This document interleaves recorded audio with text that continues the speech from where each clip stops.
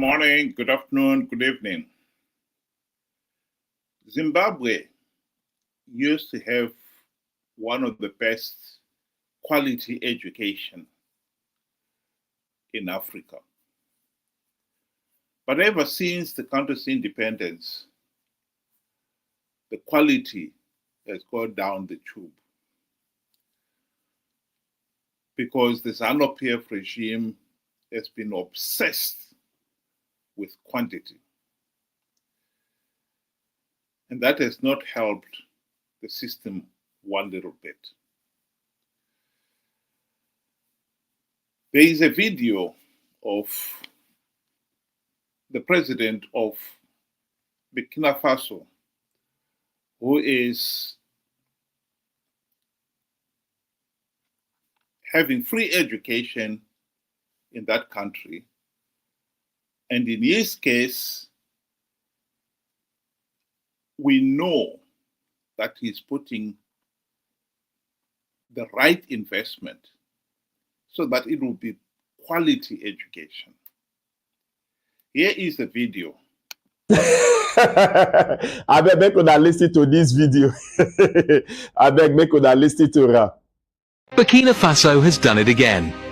This morning, the world is in shock as President Ibrahim Traore announced the launch of completely free schools for the less privileged and struggling families across the country. Yes, you heard that right. Free education from primary school to university. No registration fees. No hidden charges. Not even a coin from the parents. Everything from school uniforms, books to meals will be paid for by the government of Ibrahim Traore. And his reason? A country must empower every citizen. Whether you have money or not, you deserve education. This bold statement has moved the hearts of many. In villages and cities, poor parents broke down in tears. Some said they had given up on ever sending their children to school. But now they are full of hope. Children who once sold fruits in the streets will now sit in classrooms and dream again. Traore's plan is clear. No Burkinabe child will be left behind. The schools are already under construction, and the first intake is expected to begin very soon. While the West stays silent, Africa is clapping. Burkina Faso is rising. And Traore is leading a revolution, not with guns, but with books.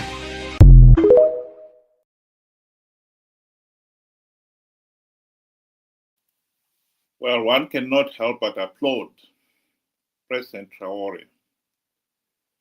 I think the idea of education and getting as many people educated as possible is a wonderful idea.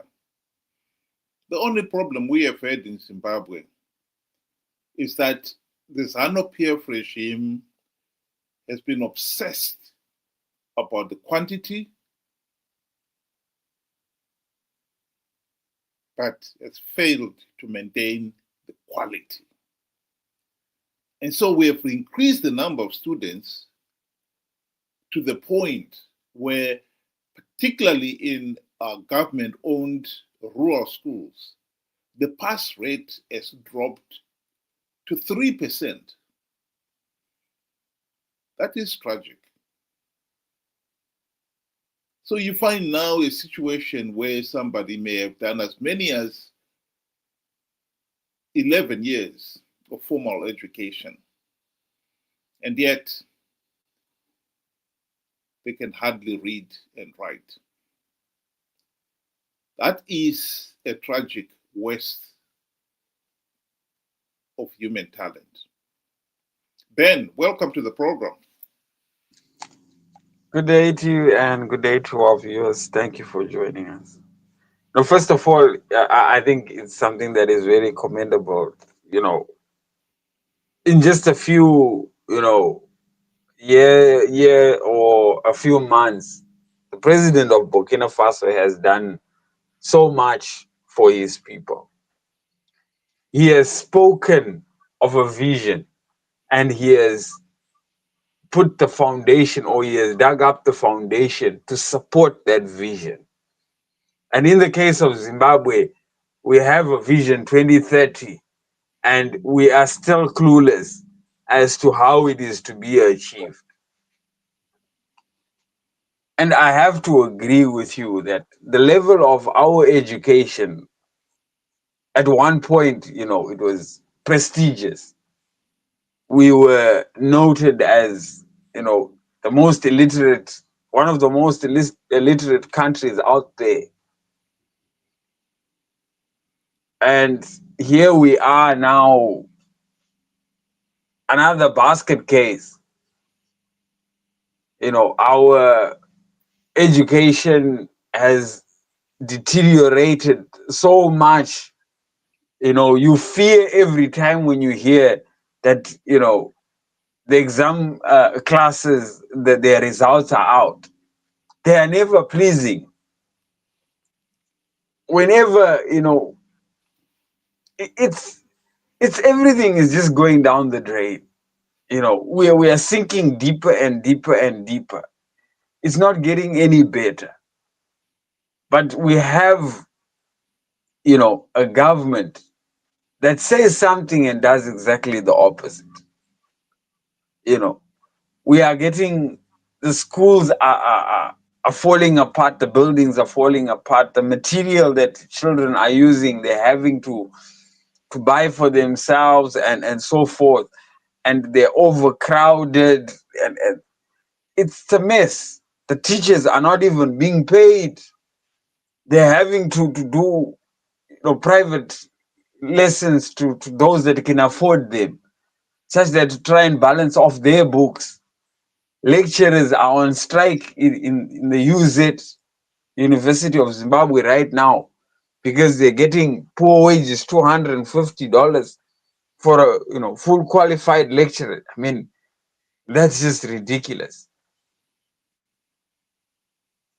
The list goes on and on and on. So we have, Burkina Faso that is coming up, and you can see the vision. Then you had Zimbabwe that was up there, and they're talking of a vision that is bringing them down there. It's confusing.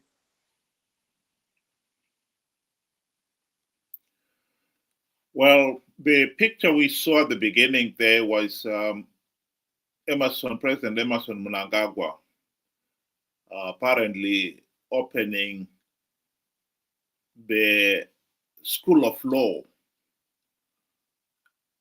in Kwekwe.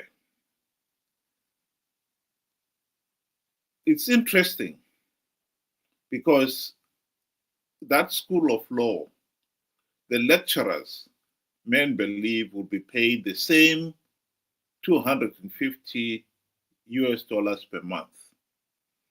To put this into perspective, in Harare, you pay as much as $200 per month in council rates alone. So if you're a lecturer in Harare and you get paid $250 and you pay your council rates, you're left with $50. That's pathetic. Some of the universities have been topping up the salaries of their lecturers from whatever source. But those are the lucky ones who have donors who are willing to top it up. If you don't, like the University of Zimbabwe, then it's $250. And make no mistake about it, many of the lecturers, educators, teachers, and so forth have left the country or left the profession because of the poor wages. And this is what has contributed to the standards of education in Zimbabwe falling through the floor. When you've got a pass rate of 3%, that is a crying shame. Because they're saying 3 out of 100. Only 3 have passed. The rest forget it. And Zimbabwe has got a reputation. When you have failed your grade 7, you still go on to Form 1. When you have failed your Form 2, you still go on to Form 3, and so on. If you have failed grade 7, primary, the stuff you're supposed to learn in primary, what's the point of sending you to secondary school? You'll be struggling there. Because secondary schools do not teach students what they're supposed to have learned in primary. So you're just wasting your time and your parents' money. Because you'll be struggling throughout. And no wonder you find it has become commonplace to interview somebody who says they've done O-level in Zimbabwe, O-level English, and yet they don't know what a verb is. They'll claim that they've done O-level mathematics, and they don't know what Pythagoras' theorem is. It's a pity. It's really, truly tragic. Because in this modern world, these individuals will not be able to cope with the rate at which information is disseminated in this modern world. We're talking of AI, and these people don't even know what basic arithmetic is all about. We are looking at a situation here where generations of ordinary Zimbabweans have been let down by the system. They've been given poor education to the point where they really will not be able to compete in the future. This is the tragedy of Zimbabwe. It's not that the country doesn't have the resources. We have the resources. It's just that priorities are all wrong. The other day we were talking about Mnangagwa buying cars for his women's league. These cars, if you look at it per year, you're looking at millions, if not billions of dollars being spent on luxuries like that.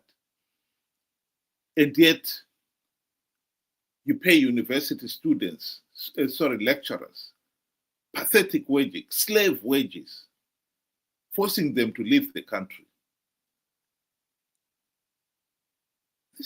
It doesn't make any sense. But that is Zimbabwe. And I think the tragedy that most people are failing to appreciate here is, yes, the new generation, the present generation is being shortchanged. But this has got long-term effect. The nation will pay for this in the long run.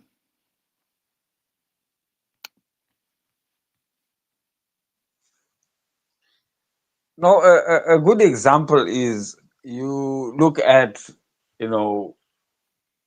families such as the Mnangagwas, the late Mugabe, President Mugabe's children, and other Zanu PF top officials. All their children are in foreign universities or in foreign schools. They are not being subjected to this poor educational system that we have currently. So they really are not touched, by what is happening to our system, a system that was once vibrant, a system that was bringing out, I think, some of the best scholars out there. So because they are not affected, they do not see or they do not feel the hurt that every other Zimbabwean is seeing out there, where children, particularly in rural areas, are practically learning outside because the buildings, they're not fit even to be chicken runs. They're so dilapidated. Some are just mud patched, roof leaked, or grass. It's a very, very sad situation or point to be in. And then you find the president, Emerson Mnangagwa, will stand up and say, we are leaving nobody behind with this whole Vision 2030. And we have millions of our children that are being left behind. Education, that is one of the foundations that one will carry through their life. And they don't have a good foundation. They don't have a strong foundation. It is now difficult to even have a conversation with somebody that is in university. One then asks the question to say, as a country, where are we going? We knew where we were coming from, but where are we going now?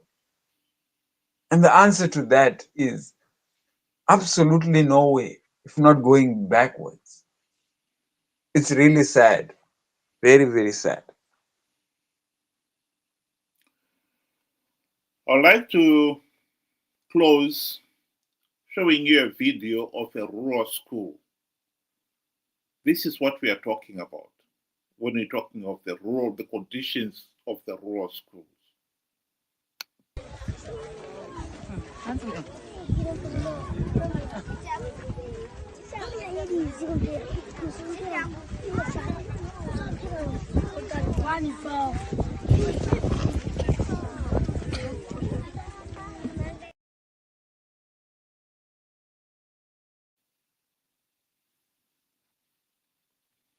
Sorry about that. I think I'll just play that video again.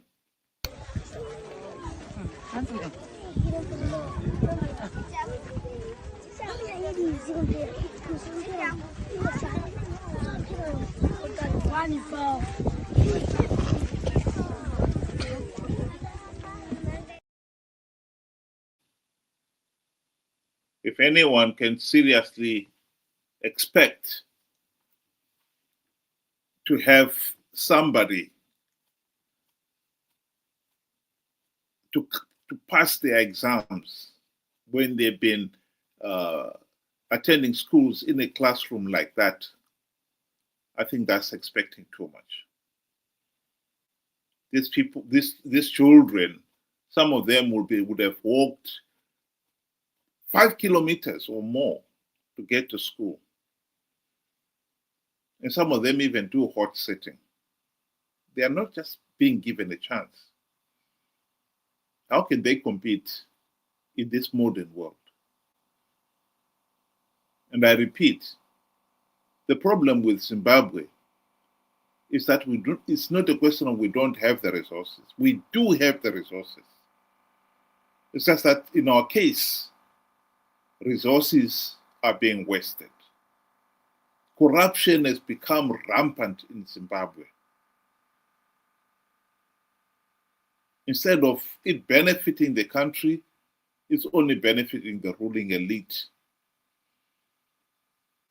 As we have said on this platform many times, Mnangagwa must have spent at least $5 billion to bankroll his election in 2023. And yet, education, health, basic infrastructure like roads are being neglected. That is the tragedy of Zimbabwe. Particularly education, because that is a whole generation that has been condemned. Think about it. Thank you very much, those who were able to join us tonight. Hope you'll be able to do it again tomorrow, same time, 7 o'clock. Sorry, tomorrow will be off. We'll be looking at probably coming back on the platform for discussion on Wednesday. Sorry about that. Thank you very much for joining us. Have a good evening.